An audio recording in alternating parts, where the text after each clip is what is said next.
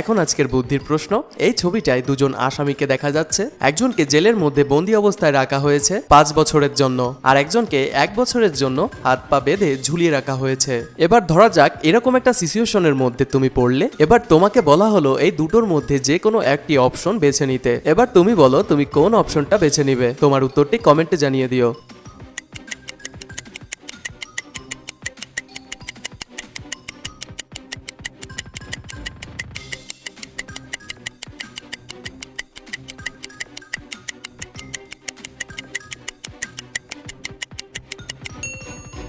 বন্ধু, আমার মনে হয় এখানে 5 বছরের জন্য জেলে থাকাটাই সব থেকে বেটার অপশন। কারণ কোনো ব্যক্তিকে যদি 1 বছর ধরে হাত পা বাঁধা অবস্থায় ঝুলিয়ে রাখা হয়, তাহলে তার শারীরিক অবস্থা ভেঙে পড়বে, হয়তোবা লোকটি কোনোদিন আর চলাফেরাও করতে পারবে না। তাই আমার মনে হয় 5 বছরের জন্য জেলে বন্দী হয়ে থাকাটাই বেটার অপশন। তো বন্ধু, তোমাদের মতামত আমাকে কমেন্টে জানিয়ে দিও।